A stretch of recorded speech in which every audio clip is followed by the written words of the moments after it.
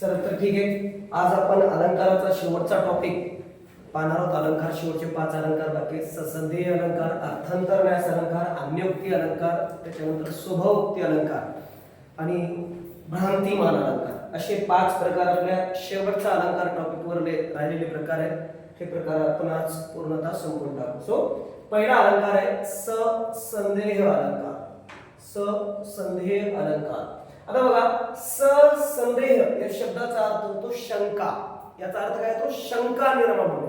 उपमेय कोणते, उपमान कोणते, या दोघांबद्दल आपल्या मनामध्ये एक कन्फ्युजन असणं म्हणजे त्याला आपण काय म्हणतो? ससंदेह अलंकार. नाही का? आपण म्हणतो अंधारात समजा पाय पडला की नाही, अंधारात पाय पडला आणि दोरखंड आहे काय साप आहे, आपल्याला कन्फ्युजन आहे. लक्षात आलं का? पाय पडताच आपल्या एखादी दोरी पाहिली तरी आपल्याला कशासाठी वाटते? एखाद्या झाडावर लोंबकळणारी दोरी ही आपल्याला सापागत वाटते. बरोबर आहे, सापासारखी वाटते, म्हणजे शंका निर्माण होते. जसं पहा, याचं व्याख्या कशी करतात? उपमेय कोणते व उपमान कोणते, हे की नाही? उपमेय कोणते व उपमान कोणते याबद्दल आपल्या मनात शंका किंवा संदेह निर्माण होतो, तेव्हा असं वर्णन जिथं केलं जातं तिथं ससंदेह अलंकार होत असतो. या अलंकारामध्ये विकल्पना दिसून येते, आपल्याला विकल्पाची भूमिका दिसून येत असते. आता बघा, साधी गोष्ट आहे की आपण ससंदेह अलंकार कधी म्हणतो? समजा उदाहरणार्थ आपण छतावर समजा नवीन नवरदेव बसलेला आहे, उदाहरणार्थ तुम्हाला चांगलं समजा म्हणून, आणि बाईचा नवरा बाईकडे एकदा पाहते आणि चंद्राकडे एकदा पाहते आणि काय म्हणते? कोणता मानू मी चंद्र, नभीचा का भूवरीचा? म्हणजे कन्फ्युजन आहे. लक्षात आलं का? कोणता मानू मी चंद्र, नभीचा का भूवरीचा? म्हणजे त्याच्या बायकोच्या तोंड चंद्र आहे का वरचं तोंड चंद्र, त्याला कन्फ्युजन. शशांक मुख का मुख शशांक. लक्षात आलं का? म्हणजे आता नेमकं त्याला काहीच कळलं. शशांक हा शब्द सुद्धा कशाचा? चंद्राचा आहे. ठीक आहे. आता बघा, लक्ष द्या, असं जिथं वर्णन केलेलं असतं तिथं तुम्हाला ससंदेह अलंकार निर्माण होत असतो. ठीक आहे. आता हा आंबा आहे की साखर, ही शंका आहे. जिथं शंका निर्माण होत असते तिथं संदेह अलंकार होत असतो. पहा, काळोख्यात पाय पडे दोरखंड की सर्प पुढे. अंधारात पाय पडल्यानंतर दोरखंड आहे का सर्प आहे, हे काय आहे? शंका आहे आपल्या मनामध्ये, की नाही? एखाद्या दारूचं गुच्चन जरी संध्याकाळी चमकू लागलं तर आपल्याला शंका येते ते रुपयाचा बंद आहे का काय. समोर गेल्यावर आपला शंका काय होत असते? दूर होत असते. लक्षात आलं का? त्याला आपण कोणता अलंकार म्हणतो? ससंदेह. आप समझ में आया का तुमको? क्या डाउट रहना है कि नहीं? आपने को पता नहीं, समझो एखादा ढक्कन चमक रहा, चमचम, तो आप लोग क्या लगेगा? वो पैसा है, लेकिन नजदीक जाने के बाद देखेंगे वो क्या है? दारू के बाटल का गुच्छन है कि नहीं? मग तेव्हा कोणता अलंकार होता? ससंदेह अलंकार होता. अब उसके बाद त्याच्यानंतरचा अलंकार पाहू आपण अन्योक्ती अलंकार. पहा, अन्योक्ती, अन्य म्हणजे दुसऱ्याला उद्देशणे, उक्ती म्हणजे बोलणे, है की नाही? दुसऱ्याला उद्देशून बोलणे, त्याला आपण काय म्हणतो? अन्योक्ती अलंकार. अन्योक्ती अलंकार. सरळ सरळ जर एखाद्याला बोलता येत नसेल, सरळ सरळ आपल्या मनात असलेल्या भावना, इच्छा व्यक्त करता येत नसतील, किंवा आपला राग एखाद्यावर व्यक्त करता येत नसेल समोरासमोर, तर आपण काय करतो? शेजारच्याला उद्देशून याला बोलत असतो. लक्षात आलं ना? मग आपल्याकडे सासा सुनाचे भांडण होतात, बरोबर आहे? तिथं पहा, हा अलंकार फार. लेकी बोले सुना लागे. सासू कुत्र्याकडे पाहून शेवा देते पाय. लक्षात आलं का? देते का नाही? कुत्र्याकडे पाहून देते, पण ती कुत्र्याला देते का? नाही.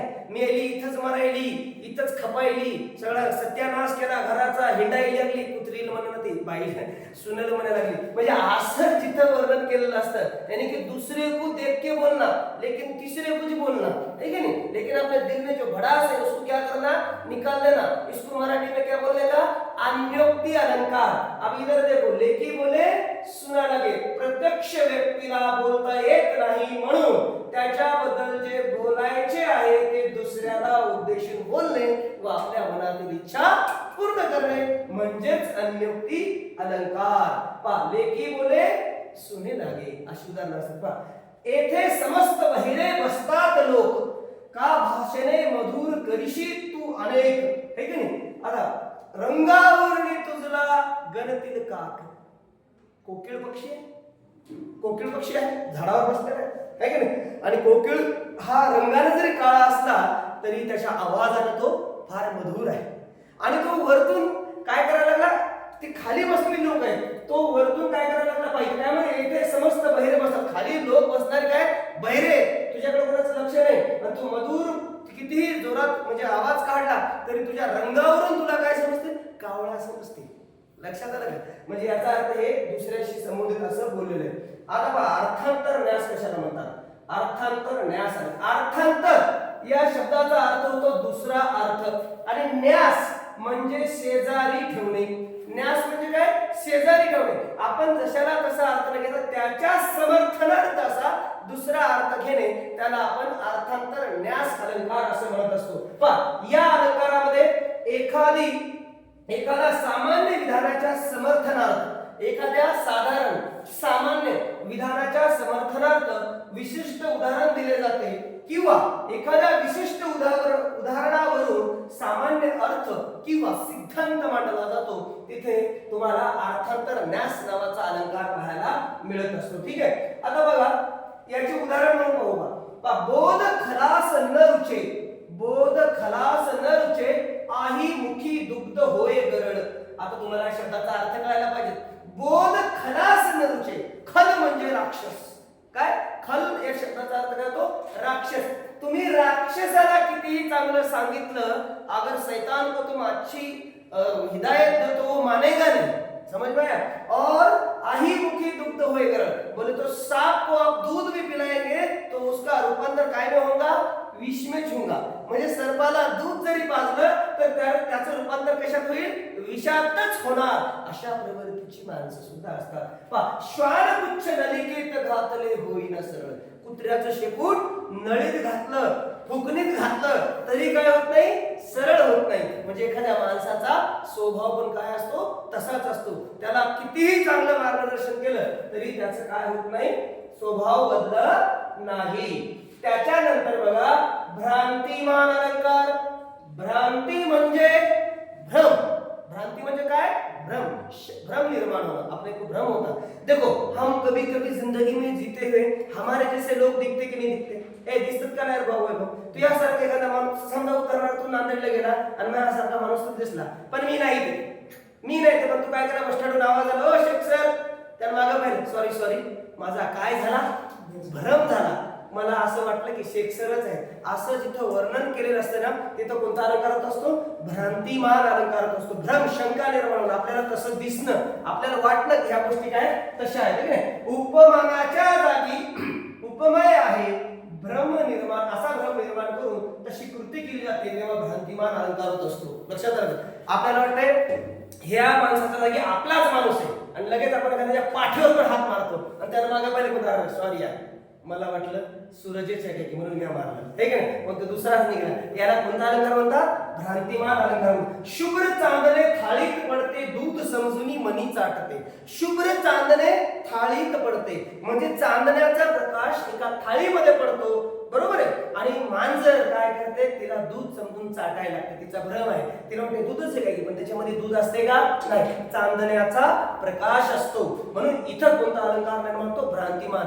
उसको क्या लगता प्लेट में दूध है लेकिन उसमें दूध रहता क्या? नहीं. जो ऊपर का चन्या है ना उसका क्या रहता? उसमें प्रकाश रहता, इसलिए उसको क्या होता? भ्रम होता. समझ में आएगा तुम्हारे दोनों को? मैं मराठी भी हिंदी में बोलता, टेंशन मत ले. आता काय अब ये देख, ये बहुत डेंजर है, यहाँ बहुत मार खाना पड़ता कभी कभी. देख, पाहता सुशोभित मूर्ति अशी ती माझीच आहे प्रियसी. अब ये मूर्ति को देखा, मूर्ति इतनी खूबसूरत थी, उसको क्या लगा वो मेरी कौन है? प्रियसी है. प्रियसी का मतलब क्या होता है भैया? हाँ, प्रियसी का मतलब होता अपनी वाली, है कि नहीं?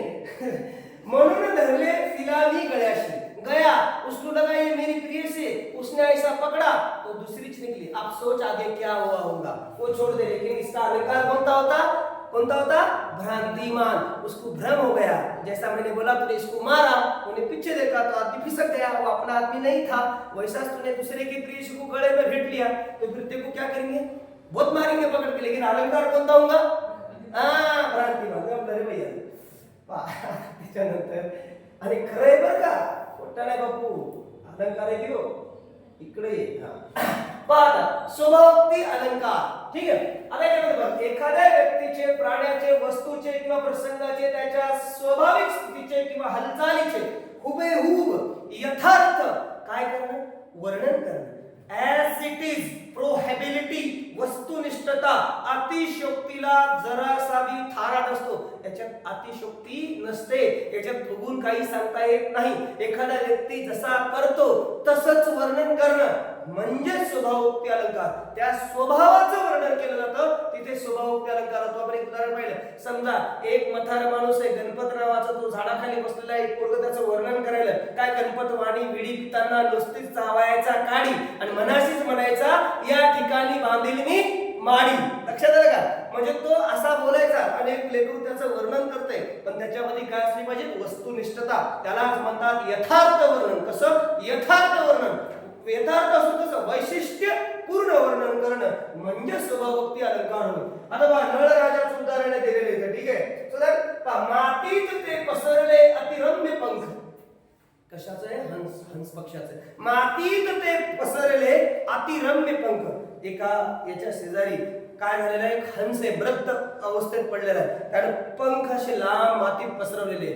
तुम्ही एखादा मोठा पक्षी मेलेला पाहिला असेल, त्याचे पाय असे लांब असतात आणि उसके ऊपर उसका पंख रहता, ठीक है. सो केले वरी उदर पांडुर निष्कलंक. आता उदर म्हणजे काय रे, पोट. उदरचा अर्थ काय होतो, पोट. पोट वर केलं, पंख पसरून दिले, बरोबर आहे. आणि वर काय करताना चंचू तशीच उघडी पद लांबविले. नळराजा. आता एका मृत पक्षाचं वर्णन चालू आहे, पण कसं चालू आहे, जे खरं आहे तेच वर्णन चालू आहे. काय सांगतं ते, मातीत ते पसरले अतिरम्य पंख. सांगितलं की असे पंख पसरलेले आहेत. केली वरी उदर पांडुरंग निष्कलंक. काय केलेलं, उदर वर केलेलं आहे, पोट असं वर आहे, त्याचं वर्णन करताय. चंचू तशीच उघडी पद लांबविले. त्याची चोच उघडी आहे आणि त्याचा पाय असा लांबविलेला आहे. निष्प्राण देह पडला श्रमही निमाले. निष्प्राण देह. निष्प्राण म्हणजे काय, जिसमें जान नहीं होती उसे क्या कहा जाता, निष्प्राण, है कि नहीं. जिसमें जान नहीं है, मरा हुआ है, लेकिन कैसा पसरा हुआ है, उसने पैर लंबा है, उसके पंख लंबा है, उसका पेट ऊपर है, उसकी चोच कैसी है, उघडी है की नाही. असं वर्णन जिथं असते तिथं काय म्हणायचं, स्वभावोक्ती अलंकार, है की नाही. ऐल तटावर पैल तटावर हिरवाळी घेऊन निळा सावळा झरा वाहतो बेटा बेटातून. वर्णन आहे झऱ्याचं. कशातून वाहतो, बेटा बेटातून काय वाहत असतो, झरा वाहत असतो. अशा प्रकारे आपल्याला या 5 अलंकाराचा अभ्यास करता येतो.